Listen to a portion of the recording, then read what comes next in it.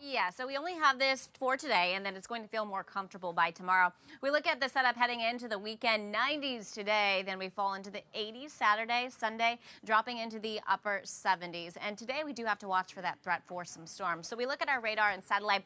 We're quiet right now. You're just waking up to some areas of clouds and sunshine. And we look off to our north and west. There you see a bulk of the cloud cover as well as some showers. That's associated with a front that's going to move from the northwest, dropping down across southern New England for later on today. So there's a threat for some severe storms as that cold front is going to enter this environment with some instability thanks to the heat and humidity. And you can look at that severe storm risk, a level 2 out of 5 highlighted here in the yellow. So a couple of these storms that do develop could turn severe. And our biggest threat is going to be damaging wind gusts as well as some small hail. And as with any storm, there's always that threat for some frequent lightning. And I really think it's going to be a timeline from once we get to about 1 o'clock or so, continuing through about 9 p.m. As we look at future forecasts this morning, just that sunshine and clouds, so a lot more sunshine helping to continue allowing our temperatures to climb. Here's as we get into the afternoon.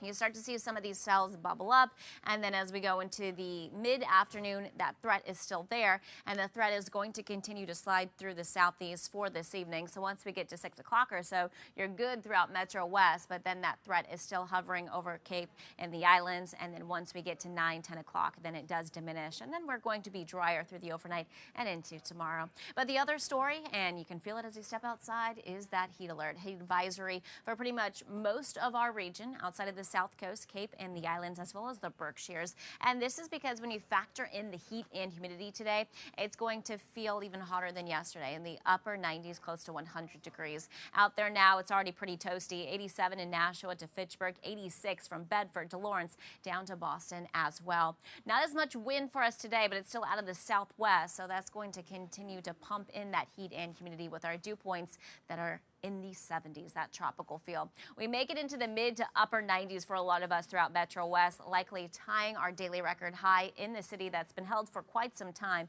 in 80s across the Cape and the islands. Overnight temperatures are going to fall into the 60s, and then come tomorrow, we'll have our temperatures lower, but closer to average in the low to mid 80s. And as we head through the rest of the weekend, temperatures are going to be in the 70s, and then we'll take you right back up for Monday and Tuesday. This weekend, tomorrow is dry, but we'll have to watch for some showers on Sunday. Storms, Melanie, over Revere.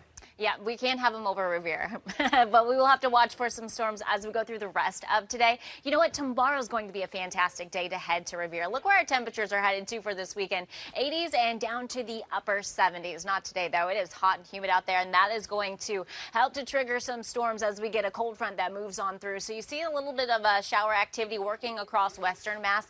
That's a lone shower for now, but this is out ahead of a cold front. You can see it draped across our north and west with showers and clouds associated with it. So as this continues to drop on through, our atmosphere is going to be unstable, and that is going to help to fuel some of these storms. Some could be severe. We look at a level 2 out of 5 risk for severe storms, and that means a couple of those storms that bubble up could turn severe, with our biggest threat here being damaging wind gusts near and above 60 miles per hour. Small hail is also possible. Any storms, always the risk for lightning.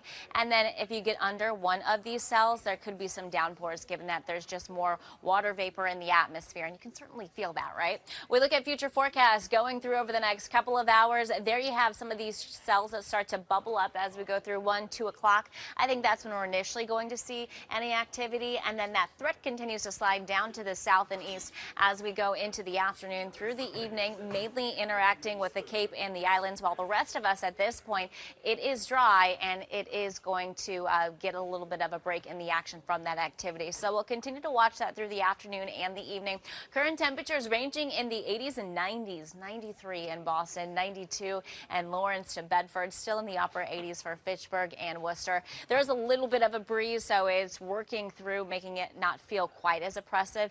You have a little bit of a relief rather than that stagnant air mass. We look at dew points in the upper 60s, low 70s, and that is that tropical feel that is with us for today. So air temperatures make it into the mid to upper 90s. We're climbing a couple to few more degrees, but it's still going to feel like it's much hotter thanks to that humidity. We look at today's numbers. High temperature in Boston, 93, well above the average high of 82. And if we climb 3 more degrees, we'll tie that daily record high set back in the 1800s.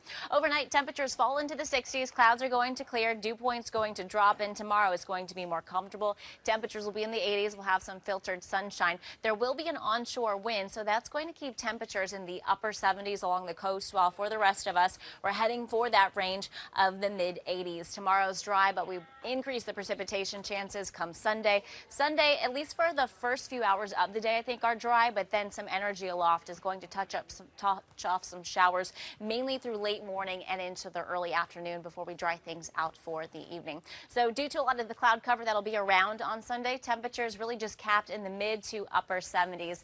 It is going to feel a tad bit muggy, but we don't stay in the 70s for long. We're back at it in the 90s for early next week.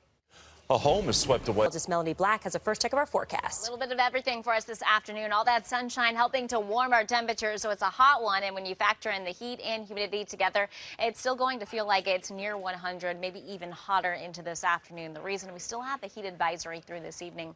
Current temperatures, a lot of low 90s on the board from Lawrence to Bedford to Boston, 90 in Norwood, in the upper 80s, Fitchburg to Worcester, and temperatures running just a tad bit cooler, upper 70s, low 80s across the Cape and the islands.